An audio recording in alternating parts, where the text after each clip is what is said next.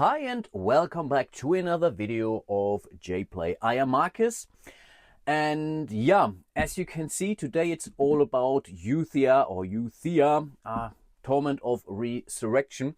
And I was waiting for this game for quite a while actually, and I think a week ago or so I received my copy of this. Since then I'm really trying to prepare myself, reading the rules, watching a lot of videos. Thanks to Paul Grogan and Colin out there, you really helped me a lot actually. Yeah, I'm pretty sure I'm relatively late to the party here. This game is around for quite a while. But anyway, I'm quite happy that I finally decided to pull the trigger on this one. And I think I went all in on this. But yeah, today you will not see a lot of, let's say, extra new content here. I'm really focusing on the very core game because I've never played this game before. Yes, I am going to learn this game together with you on the channel. I really think and hope I have a good handle or understanding of the rules. But yeah, rest assured I will do several goofs in this one. Much is clear. Originally, I didn't really think of this game as a good solo experience. And because again, when I compare this to games like Euthia or Arkham Horror, there's always a goal, right? You have to defeat the Great Old One in order to win. Everything else will basically make you lose the game. In this game, there are a lot of scenarios where it feels a little bit more like beat your own score.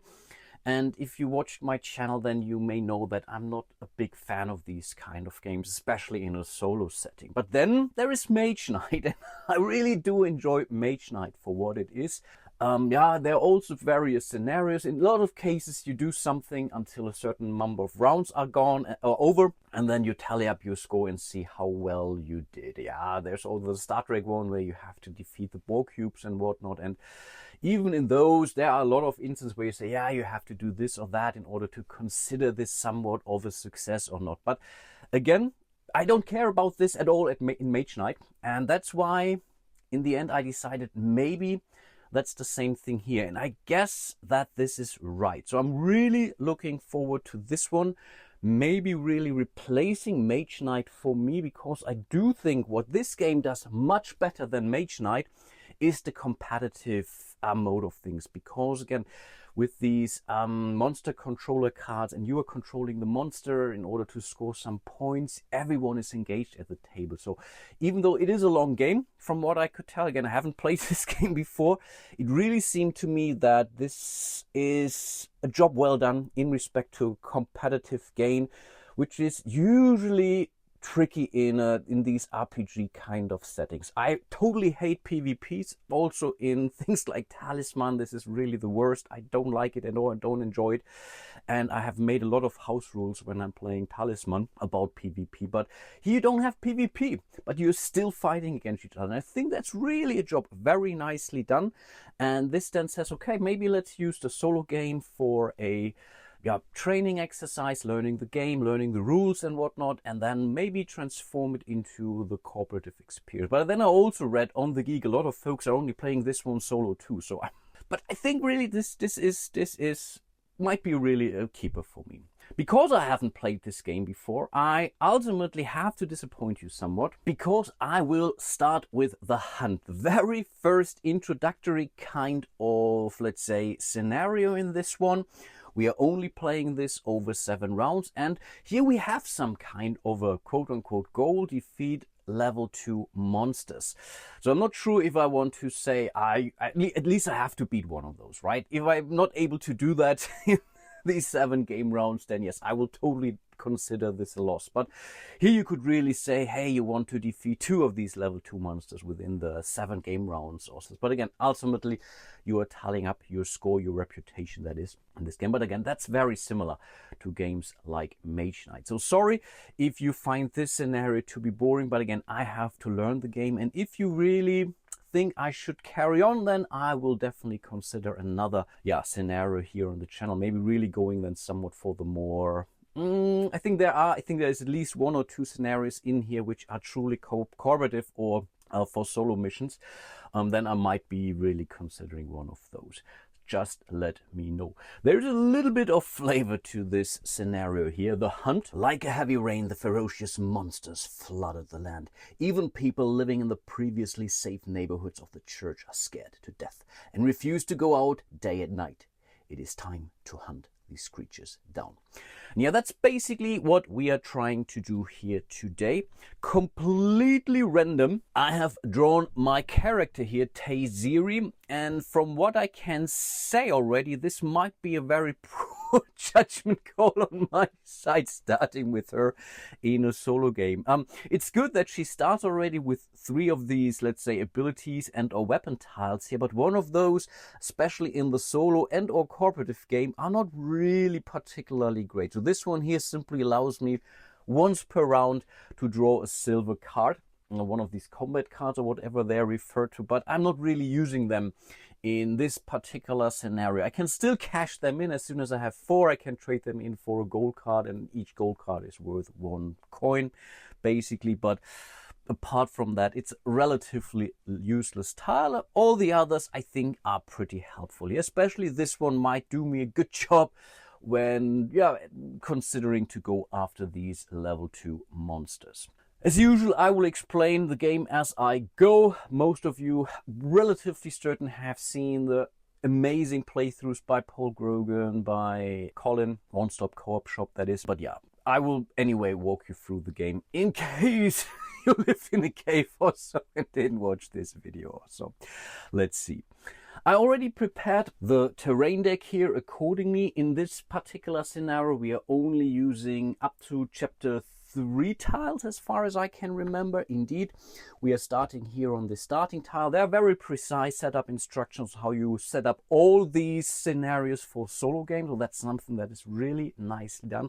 Overall, there's a lot of documentation that comes with the game, a very cool appendix, and on the Geek there is this workflow which you can download for the solo combat mechanics. But again, usually every question that you may have should be answered somewhere in the rules. So everything I'm playing incorrectly, really blame it totally on me. That's at least I'm relatively certain about that. Yes, I really do like these large sun-dropped minis. They're really not minis, they're pretty heavy actually. I also have the minis for all those elementals. We will see them coming out rather sooner than later. I'm not quite sure if I'm a big fan of those because they really don't add a lot to the game. But yeah, I was greedy, had a weak moment back then when I went all in. And that's basically our starting position here. So we are starting off here on the church. One thing I forgot, I think we will start this scenario with 1 healing potion here. I'm really a big fan of these dual layered hero boards. I don't know if those were part of the first campaign they had, but I'm really happy that I got the second printing, let's call it like this. A lot of things might look different. So when I watched some of Colin's videos, for example, some of these boards seem to look a little bit differently. Some of the cards, so for example, she's intervention, I only have this. I'm not sure if it's a different card or so. I think they have changed some minor things to the copy I'm using here, but again, not gameplay wise. That's at least my understanding. So yeah, we will start with 1 healing potion, which we can more or less use any times during combat and outside of combat. During combat, there are certain events or certain timings when you are allowed to use this, but again, I will come to those. We will start the game with 4 of those GAR tokens here. Really a very strange little name for those. Our starting health is only a 5. Yes, indeed, that's, I think, a little bit weak, but yeah, I think this is something that we have to work towards to getting some armor, which will then help us bump things up. I think that is quite important, but apart from that, I think we should be ready to go. We begin our journey on the starting tile, and we are here on this church. Some of these special tiles do have, so they all come with 3 of these hexes here. This is a hex, this is a hex, this is a hex. These special tiles basically have a hex on these hexes here. So in order to move out or off the church here, we have to spend 1 movement point, for example, to move down here. These are portals. Portals are very, very powerful. So I think moving down here in our very first turn might be a good idea. And let's get cracking. So in order to do stuff, we have to use our action tiles here. We have to spend one in order to trigger something.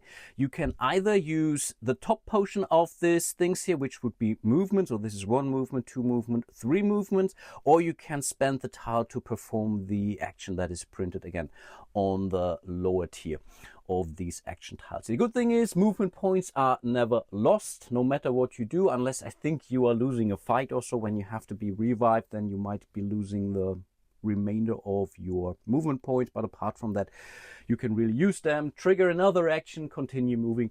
That's something I quite like because it makes the game very, very tactical, and even I think gives you some strategic elements to that. So because I think I am going to fight relatively soon, because a lot of these other actions here, like trading or like mining, is something where we have to liberate the hex before. So keeping hold of one of those does not really help us at this point in time. So I guess I am going to spend this tile here in order to come up with 2 movement points. And what I learned from Colin was to start moving onto this teleport, this portal here, is usually not a bad thing. So we have spent one of our 2 movement points, and we have these nice tokens here that will help us. And because we are now basically at the edge of the current map, we have to reveal more tiles. This is something where in other games you have to spend movement points in order to explore. Here this is done automatically. I will start up here, so we will have to place a tile. So that's a monster which comes, oh, this is a lot of good stuff that we get here. 2 healing potions, 3 coins. That is pretty nice actually. We have to keep going because we still have spaces that are empty next to us, so we have to fill them all. So the map is usually building up relatively quickly, it seems. Oh, and here we already have our very first encounter. That is interesting. We will deal with that in a second. I think you do that right away, but it doesn't matter too much. We still have one more here. We have to reveal it. And oh, we have our very first earth elemental, which is amazing because earth elementals do help us, but also do help the monsters. And I think now it's time to place our very first miniature here, the earth elemental. They don't do anything, just looking nice on the table. They help you, remind you of the area effects that they are doing. So again, they will influence basically all the hexes adjacent, also the hex that they're on. And I think having these miniatures, yes, they can help you remind yourself basically, okay, there's something happening there, right? So that's something. And again, for these earth elementals, we have a +2 for both the monsters and us if we're ever doing combat for it. So I think for every role we are doing on these hexes or adjacent to this hex. So that's the one piece there. Then we have to reveal our very first quest. And in this case, it's the survivors. All these quests, I believe all of them come with 7 cards. In a solo game, we remove 4 of those out of the game. 1, 2, 3, 4. So those are out. And from the remaining 3, we will now reveal 2. And those are basically the quests that we can fulfill here. Do they have some narrative? I don't think so actually. But all the effects are really outlined in the appendix. So nicely done. So in order to achieve this one here, to claim the reward down here, so there is a cool reward tile which we can claim. I think this is a level 2 treasure tile, not too bad.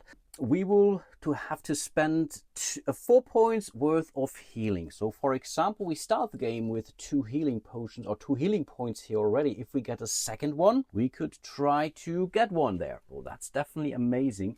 This one here is something, yeah, we have to defeat an accomplice, and I think we have to defeat the accomplice on a, what is it? One of those alchemist locations. So whenever we go there, we can then challenge those accomplices. There are extra cards, a monster card, very special monster cards, and once we have done that, we will place then a token on that card, and this basically shows that we have then or can claim the reward. We still have to go back here in order to claim the reward, and again we would also getting some very nice stuff. I have no clue how strong those are. It's a level 1 quest, so I assume they should be beatable for let's say a low level character, but yeah, I was wrong before in my life, obviously. So this could be something worth checking out.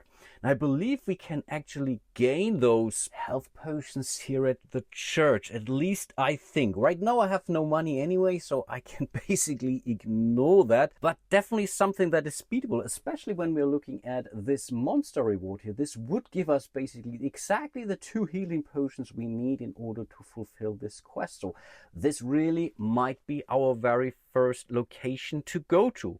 So I think let's totally do that. We still have 1 more movement point left. We will spend it to move onto this space, and you can only enter these non-liberated combat spaces with Monster on it if you still have a combat action with you. And as it happens to be, we still had that, so we have to spend it now. So we are forfeiting the 3 movement points here, but still we get to fight this level 1 monster. So let's see what we get. We know in fact we have an idea what is awaiting us here. So we have a monster that is potentially 3 to 5 life points. It deals 1 to 3 damages, and we are getting some very nice rewards here. One of these reputation, 2 silver cards again, which is not great, and for each silver card we are drawing, we are giving the AI players some silver cards as well, or the AI of the game basically. And we are getting one of these gems. I don't know which gem this is, but they're usually quite powerful. We can also sell those. So we have an information if in case you are asking yourself, should I go there or not? But again, you have to start fighting in order to achieve something. And so far we really haven't moved way a lot actually, as you can see here. So let's reveal that card. And here we are dealing with a venomous spider, which I believe is not the easiest one actually. And yeah, so we basically have to set up the fight. So we have to check what extra goodies the monster player gets. Normally an actual human player would take over the role of the venomous spider. This is determined randomly by a deck of cards. You're not rolling a dice. It's really somewhat balanced. Everyone gets their turn. And again, if you happen as a monster player defeating that hero, you score points for that. And that's really something that is so nice. We're looking forward to play this game competitive as well. But in this case, we are not adding any more silver cards. That's already a win. But we are having 2 of these chaos tokens, which the eye might be using. And we are also getting one of these guard tokens. These are those here, which is, it's always a reroll. Or it can be a +2 for the spider, or it can be a -2 against us, depending a little bit on the situation. I believe in this scenario, in the solo game, it's only a +2 for the spider. I think there's no way that they can bring me down. Not with these guard tokens, as far as I understood. One thing that I forgot to mention is the silver and gold card cache here. Every start of the round, you are basically placing another silver card in that cache. Whenever you have 4, you're exchanging this into a gold card, which are more powerful, and they do all kinds of stuff, always in combat, that is. So that's why you already see one of these silver cards here, and we will most likely be using it for this fight. So we can basically dive into the combat flowchart for solo mode. Before combat, reset Die of Hope. I already done that because again, we haven't used it yet. We did the combat setup. Now we would be checking if we would be triggering a first strike ability. Unfortunately, we don't have a first strike ability in our hand, so we can basically ignore that. Now we could start to heal. Basically, before we get into the action, we have a healing potion, but we are fully healed, so we don't have to do that at this point in time. And then we are moving into the monster attack phase. Then we could heal again, which is very nicely done, very generous of the game. Then we would be doing our hero attack phase, and then last but not least, we would be checking, are we still alive? Is the monster still alive? And if not, we have to repeat. And from what I know, there's no thing like running away in this game. There might be whatever abilities with some of the heroes which allow you to do so, but I don't think we have those in there. During the monster attack phase, so yes, the monster will always go first. We can now check for the hero player. So we can use any abilities that shows this symbol. So basically something before we are doing the monster die rolls. That's his left arrow to the left here. I believe we don't have any of those, so we can go through, we can basically skip over this. Now for the monster phase, this is now really where the monster is getting active. Reveal the top card of the combat deck, set monster dice to card value, remove the left die if air essence, and +1 on a die of hope if plus or 10 has been rolled. And then we do with any elemental effects. We don't have any elementals around. Oh, one thing I forgot, of course, we might have one here because we are next to a gap. No, we are okay. So here we would have I think this is an air elemental. This is doing all kinds of crazy stuff. So I have to bring the miniature out, but right now it is not affecting our combat space here. So all these 3 spaces would be affected. And that's really crazy stuff these guys are doing. But here we are getting a break. So up next, we are revealing the combat card for the monster. That's basically simulating a die roll. So we are setting the dice in this case. So that's 9, which is not nothing, obviously. Unfortunately, quote unquote, it's not a 10, because on a 10 or more, we would have gained 1 pip here on the die of hope, which can do all kind of stuff. The She's intervention, which is basically the god in this region, from what I understood.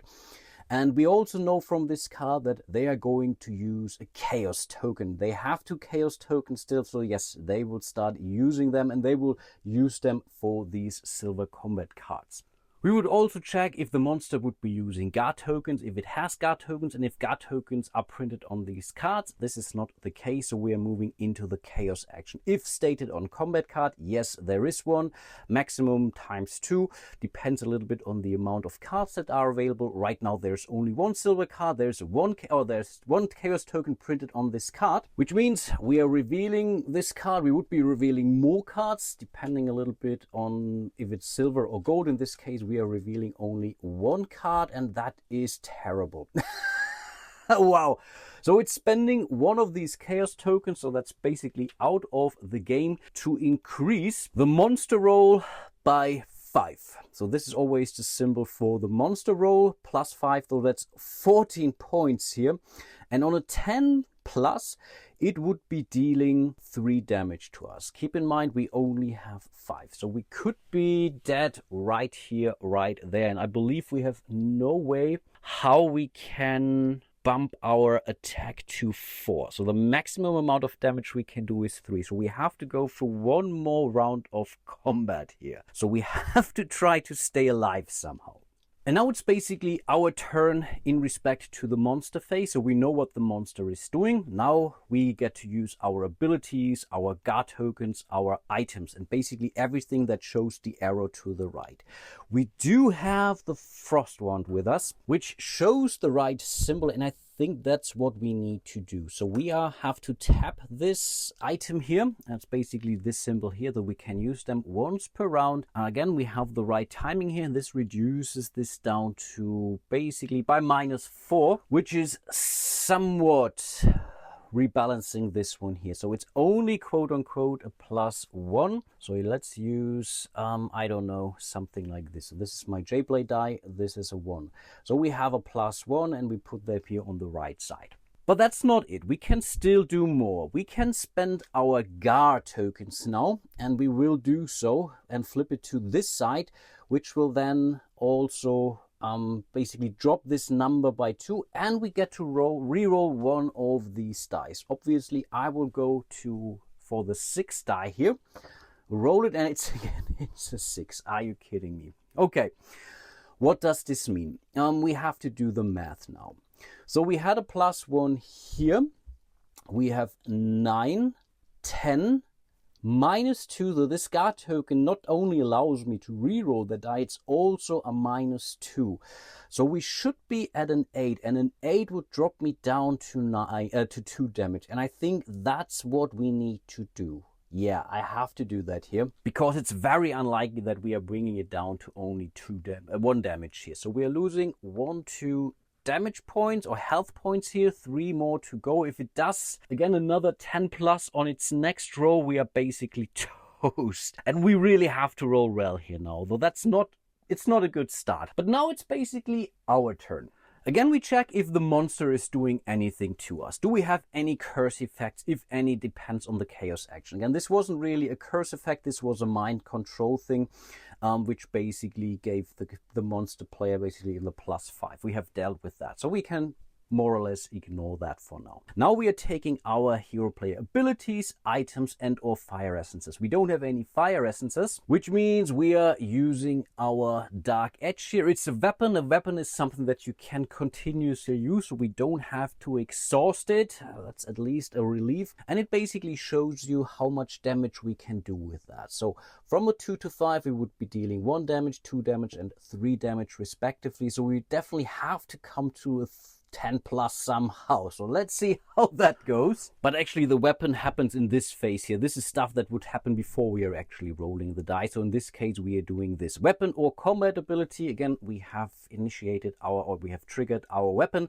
Now we would be rolling our 2 dice. We would also get a +1 to the die of hope if we're rolling equal to or lower than 5. Let's hope not. And I think now it's time to bring out my trusted Lego dice tower. So let's roll our 2 dice here, and oh gosh, this game is already teasing me like crazy. If it would be a 5, he would have gained a +1, but the +1, yeah, in the end it doesn't really help us anyway.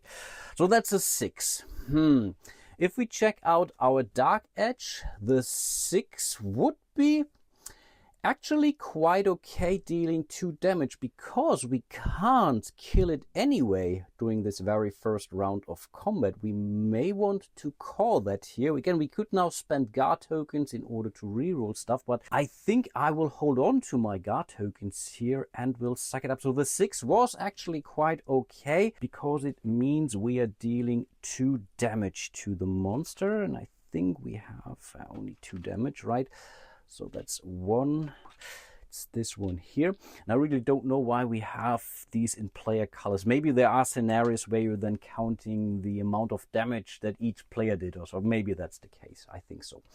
But that's basically the end of the first combat round. So we will take our dice back. Good thing is we can still use this card, but we can no longer use our frost wand. So this is gone. So the next card we are playing, no, it's not going to play another card because we don't have any more silver cards. Okay, that is okay. The only thing that could become dangerous is the guard token. Our guard token is discarded, of course. But I think before we are moving into the next round of combat, we have to use our healing potions, because otherwise we might be dead. Yes, I have a lot of these guard tokens which I can use, but these are also super important actually for us. And because we are getting the 2 healing potions we need for this quest, I do think we should be okay spending it. So it's out of the game. We are healing for 2 more life points. I think this is important. And then let me set up for the next combat round. Okay, as mentioned, the only thing that is dangerous to us right now is the guard token. Apart from that, the chaos token is useless for him right now, because again, they are out of cards, which is a good thing. But we will change that relatively soon. So let's reveal the next combat card. I already healed. You can always heal before the monster take their attack phase, and you can heal after the monster had their attack phase, which again is something which I find quite fair. So the monster is quote unquote rolling a 1 and a 5, or basically a 6 in total. So we are not gaining any die of hope thing. We can't use she intervention, and again with she's intervention we can either get a +1. For 2 we can create another guard token even at the end of combat. This is good. And on the 3 we could get a +1 on our die roll, and we would inflict 1 extra damage to the monster, and doing extra damage can be extra huge. But in this case we are checking out the card. It will use its guard token only on dice that show a 1, 2, 3, which makes sense. So we are using it, we are placing it here, and again for consistency I should be using the dice tower here. So we are re-rolling that 1. Oh gosh, okay, that is a 12. So I'm really happy I healed, and I don't think I'm going to spend a guard token on it. In theory I could, but because we are not gaining any guard tokens here, it's really a risk. It's really a risk. Should I be using a guard token just to reduce the damage at least somewhat? Let's do that actually. I know it's basically 2 versus 3, but I think this 1 extra life point could be pretty brutal actually. So we are spending a guard token, a red one basically that is, in order to reroll 1 of those. It doesn't matter. It's a 3 8, which I believe, yes, again drops it down to only 2 points worth of damage. Again, these cancel each other out basically. That's a +2, that's a -2. So all that's left is the 8 here, which is 2 damage to Taziri, 1 and 2. And that's basically the end of their command. Now I may have to spend another guard token. I need to come up with 2 points here, so we need to roll at least a 6. Let's see how things go. We are not using any abilities because we don't have any that we could activate, so we are basically using our dark edge here. We are rolling our dice, so let's hope for something good. That is a 5, which again, if we check the dark edge, is not good enough, but because we rolled a 5 on our dice, we can increase the die of hope, and the die of hope 1 pip allows us to get a +1 on our dice. So in theory, we have rolled a 6 if we are dropping it down to 0, and the 6 are the 2 wounds we need in order to defeat the venomous spider. Okay, that was closer than I hoped for, but at least we were successful. So I was not sent back to church right at our first battle of the game. I consider this a win. So this card is gone again. I don't know if we shuffle them now all back together into the deck. I don't really think it matters because this combat deck is massive, so maybe we really do have to go through that. This chaos token is of no use. We can hold on to the venomous spider, so we can carry it in one of our bags here. I'm not sure if we have to do that because that's something I happen to know. There is one quest in stage 1, I think the hunters or so, which then would give me stuff for these trophies. I can still hold on to this as long as I want, right? But we are still gaining stuff from that. First of all, we are gaining our first prestige point here. Hooray! We need 1 more in order to start leveling up. Let's put it like this. So for each book icon that you see, we can unlock our next stage of abilities. So we have stage 2 abilities, stage 4 abilities, and so on. And you have to pay for those when you want to unlock them. So ideally you unlock them in one single go when they are here or there. But yeah, again, let's see how things go. We gain 2 of these silver cards, which again don't do anything to us. In a multiplayer game, these are, let's say, the cards that you need in order to boost your monster attacks, in order to defeat the other player, in order to score points, which is quite nice. And I think I'm also now using, because it's now out of combat, my Elia Gris. Basically this to give me another of these silver cards. So again, we can cash them in. 4 is a gold card and 1 gold card is 1 coin to us, which is not nothing in this game. But because we have gained some silver cards, so does the AI get some silver cards. The good thing is, and the rules are very specific, this ability here does not give the AI player an extra silver card. So we only give the AI player control the 2 silver cards that we have gained through this reward here. So the next combat, they might be playing up to 2 of these silver cards. Or this could also transform into a gold card. And then last but not least, we are gaining 1 Opal here, which we can then later on use, I think, for when we are doing a mining action to improve that. Before we are allowed to use that Opal, though, we have to put it into an item slot, which we currently don't have, unfortunately. That's why you want item slots. And looking at the current market board here, there is nothing that would allow me to slot an Opal. So here is a yellow one. This is a ruby. I believe this could be, is it diamond? I don't know. Here's another ruby. Yeah, unfortunately there is nothing in there which we could slot it into. We can still sell it later on for, I believe, 2 coins if we so desire. But yeah, let's see. If we really need the money, then I will definitely consider that. So this was basically, or these were the rewards from the monster card. Again, we will slot it into our bag. But of course, we are not done yet, and I see that now actually. Yeah, we are getting 2 of these healing potions. We still have 2 spaces in our bag here, but we can get rid of this trophy at any time we so desire. Usually you are losing these bags rather than gaining one. I think the maximum is always 3, but there is a backpack which allows you to store, I don't know, multiple items in there, for example. I think this might be really useful. And then we get 3 coins here for the reward. That is certainly nice. And we are getting another silver card, which we can then trade in, because now we have 4 of those actually.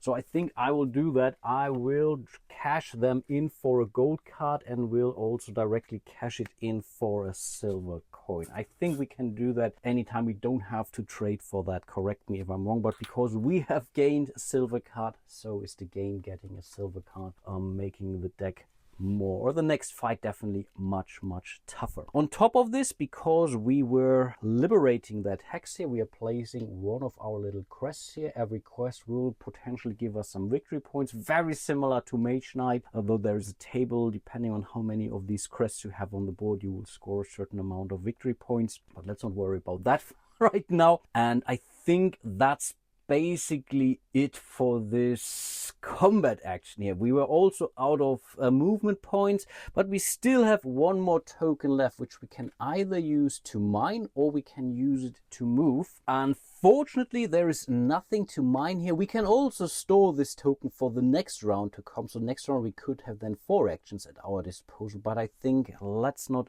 do that. So we're using it to move down here to the quest. First things first, this time I will not forget, we have to add another tile here. And in this case, ooh, that's a treasure. We definitely want the treasure here. Though there are no elementals here, we have some more monsters. Here is a mining space which we could use. So it seems that, yeah, the spaces where we are not able to mine give us some better rewards, at least money-wise. Yeah, I see that now. Okay, that is certainly tasty. We are out of movement points, but we are here on a quest space. And for a free action, we can basically satisfy the demands of these quests here. And we do have 4 points worth of healing. So we are spending those in order to claim this card here. So that was certainly nice. So we are getting one of these reward tiles here. Oh, I really like that. What is it? And it's... oh, what is that? That is nice. Oh, we can either, it's some sort of a potion which we can either use to get 1 movement point, which again, movement points in this game is never bad, and then explore 2 monsters. These are all single-use items, of course. These are potions, you drink them and then they are gone. Or explore 2 monsters means secretly look at the top 2 cards of any monster deck, then return both cards in any order to the top or the bottom of the deck, or basically 1 on top and 1 at the bottom, which can be really nice, especially when we are aiming for our first level 2. But the movement point is really nice. But for now, we have to slot it. We still have the space, which is nice. A healing potion would have been cool too. But we will also gain 3 more coins, actually, right? Yes, indeed. From that was a really worthwhile quest here. So we're getting 3 more coins, and we will also get 1 more reputation. So nicely done. So this quest is now out of here, and because it's the end of the round, or is it because we could immediately use this potion here, of course, to move, and we could move onto this space here, which would reveal another thing. So we would gain some information for the next round. Ooh, that is now an interesting dilemma, actually, and I think I'm going to do that. Yeah, let's use our stuff. So we are spending this potion here. It goes to a discard pile. And by the way, this version of the game comes with this amazing trays for all these tokens here. So this is really... the card holders are basically useless. They're really eating a lot of space, and you can store these cards much simpler than that. But these token trays, and they even come with lids in front of them. So if you want to really put it away, you can simply put this lid in front of it. It really is very sturdy. You can carry the box around, so this is so nicely done.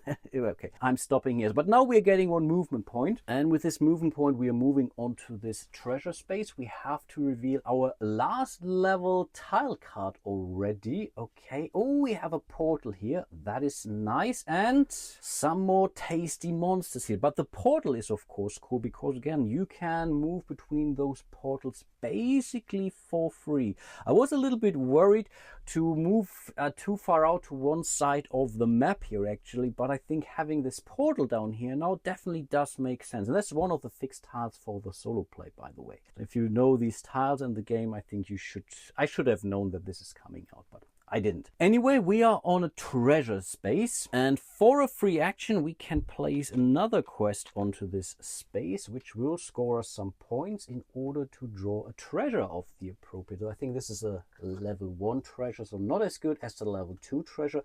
But in this case, oh, this is nice. This is a scroll that would transform into a guard token. And we can use it basically any time, which is this symbol here. So right now, I don't really have a reason to use it right away. We can still sell it, but a guard token, yeah, that is never a bad thing. Cool. So ultimately, this ended out to be an okay round. I was a little bit worried, actually. This very first fight, I have to do some healing or getting some armors in order to increase my max health, but overall I think I really like it. And then last but not least, for this round we have to reveal a second quest. So there will always be 2 basically quest cards for each quest out, and yeah, here we simply have to deliver 6 coins, which we actually do have, for another treasure and 2 reputation. Okay, this is ultra tasty. Our turn is done, so we cannot do it right now because that's really happening at the end of our round. But for a free action we could move back to the quest space over here, and we have 7 money. Oh, we could go for our second quest, and that's 2 more reputation and another level 2 treasure. Tempting. Really, really tempting. But yeah, that's basically the first round of the game. In this scenario, we are playing until 7, so I will play a coin here. So we are already moving into round 2. And at the start of each round, we are basically bringing our action tokens back to our player board. If we would have stored something from the last round, again, we would have 4 of those tokens. So we have 2 sets of these tokens so that you always have enough of those. Again, they really thought this one through. But I think for today I will call it. I know I'm playing super slow, but I'm explaining you the game as I go. I also have to do some reading in between, but I do think I have it covered. Let me know if I made any goofs. Some of these things are already noticed, like placing this tile up here, for example, but nothing happened there. And definitely let me know what you think. Let me know what I should be doing next and how I should be planning out my turn. Oh, here we have basically a free mining space as well. That is also ultra tempting, actually. And then here is a monster with a treasure. Oh, there are so many things we could do, actually. And I really like this game. It's already so much fun. And even knowing that I really love Mage Knight, I can totally see that this is replacing Mage Knight for me. I know it might be a little bit premature, but so far everything that I have seen, everything that I have played, really is a ton of fun. Anyway, before I forget, a huge shout out to all of my patrons and channel members out there. You guys are truly amazing. And with that being said, hope to see you soon in one of my other videos. And until then, bye bye.